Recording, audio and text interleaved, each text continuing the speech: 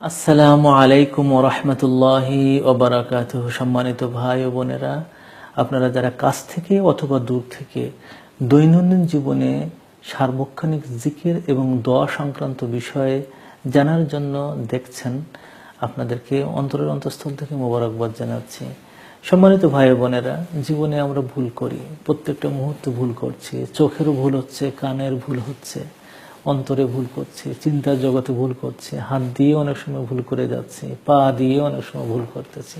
ভুলে ভরা জীবন।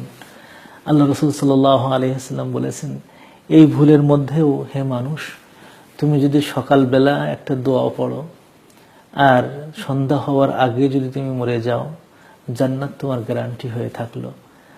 অথবা তুমি সারাদিন ভুল করেছ, রাত্রে যে আল্লাহর কাছে চোখের পানি ফেলে যদি ওই দোয়াটা করো, তাহলে রাত্রে যদি তুমি ঘুমের মধ্যেই মরে যাও, আল্লাহ তাআলা তোমাকে সারা গুনাহটা মাফ করে দিলেন।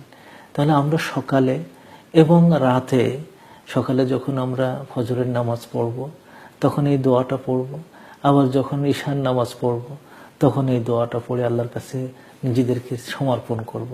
এই যে দোয়াটাকে বলা হয় সাইয়্যিদুল ইস্তিগফার, সবচেয়ে বড় নেতা ইস্তিগফারের, যে ইস্তিগফারগুলো আছে তার সবচেয়ে বড় নেতা ইস্তিগফার।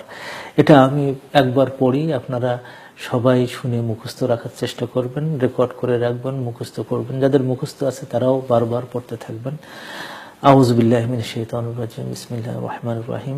আল্লাহুম্মা আনতা রাব্বি লা ইলাহা ইল্লা আনতা খালাকতানি ওয়া আনা আবদুকা ওয়া আনা আলা আহদিকা ওয়া ওয়া'দিকা মাস্তাতা'তু আউযু বিকা মিন শাররি মা সানা'তু ওয়া আবু'ু লাকা বিনি'মাতিকা আলাইয়া ওয়া আবু'ু বিযামবি ফাগফিরলি ফাইন্নাহু লা ইয়াগফিরুয যুনুবা ইল্লা আনতা।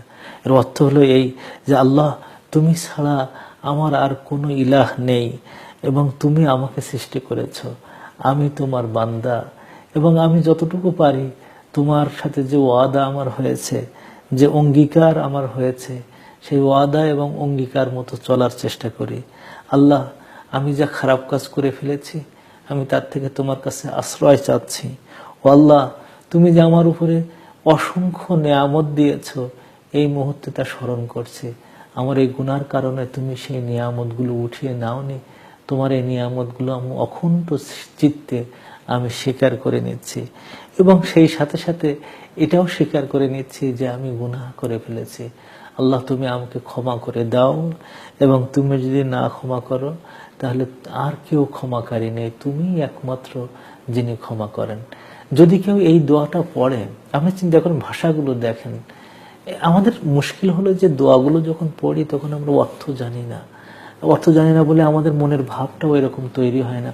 প্রত্যেকটা শব্দ আল্লাহ রাসূল যখন পড়তেন চোখে পানি আসতো, আমরাও যখন পড়বো তখন আমাদের চোখের জন্য পানি আসে। এবং আমরা যদি এই কথাটা বলি সকালবেলা ফজরের পরে এবং আপনি সারা দিনের মধ্যে যদি আপনি ইন্তেকাল করেন, তাহলে আপনার জান্নাত আপনার জন্য গ্যারান্টি আল্লাহ তাআলা রাসূল দিয়ে গেছেন।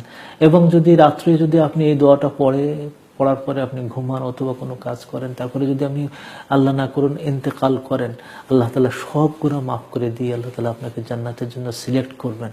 তাহলে এই দোয়াটা যে কত বড় গুরুত্বপূর্ণ সাইয়্যিদুল ইস্তিগফার, আমরা আসলে চেষ্টা করি মুখস্থ করার জন্য, চিন্তা করি অর্থগুলো, এবং এখানে যে কথাগুলো বলা হচ্ছে এবং আমাদের জীবনের জন্য প্রতিফলন ঘটে যে আমরা সব সময় আল্লাহর কাছে খারাপ কাজ থেকে যেন আল্লাহর কাছে আশ্রয় চাই।